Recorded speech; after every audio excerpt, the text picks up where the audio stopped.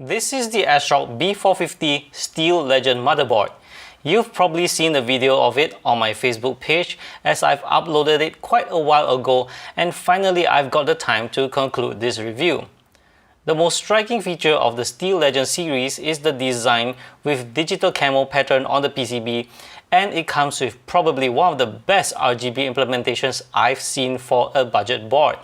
Connectivity wise, the board comes with HDMI and DisplayPort for video, even to support legacy controllers with PS2 connection, and it even has USB Type-C connectivity. Storage wise, the board has a row of SATA ports at the front, and it has two M.2 connections, one of them with M.2 drive heatsink.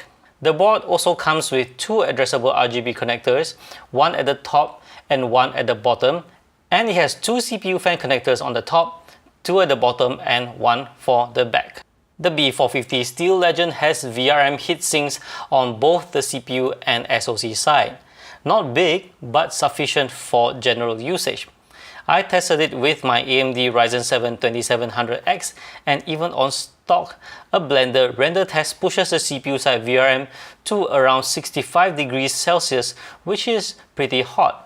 All this done in an air-conditioned room at around 28 degrees Celsius on an open bench. I blocked the cooler's airflow to see how far I can reach. This should simulate more or less what it's like with an AIO CPU block on. If you plan to overclock a high-end processor with voltages like 1.35 and above to hit 4 GHz or faster speed, you might want to pay attention on the heat levels on the CPU side VRM.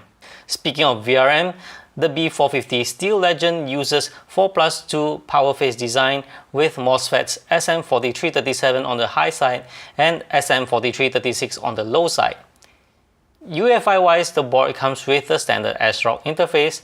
I like it very much, but I do understand this sentiment isn't shared by others. My experience with the board is good. So far there are no stability issues even with the Ryzen 7 2700X, but bear in mind that with such a high-end processor, you should get a better board, unless of course you insist on running it on stock and have the beautiful LED lights. The B450 Steel Legend motherboard retails at RM420 in Malaysia, around 120 USD if you are viewing this video from elsewhere in the world. There's also the Micro ATX version that retails at around RM365, which is the go-to board should you not need the size or the extra PCIe slot. Overall, this is pretty much the perfect board for its intended market, the users running mid-range processors like the AMD Ryzen 5, and it is also able to handle AMD Ryzen 7 processors as long as one does not use it for advanced overclocking. There's the ASRock Taichi models for that. Seriously ASRock, I don't mind paying a bit more for perhaps a better VRM power phase and a little better design heatsink. Alright, so we've come to the end of this video. The ASRock B450 Steel Legend is a great board at that price point. Gold badge from me, and if you want it at a lower price point, there's always the Micro ATX version. Get that if that suits you better.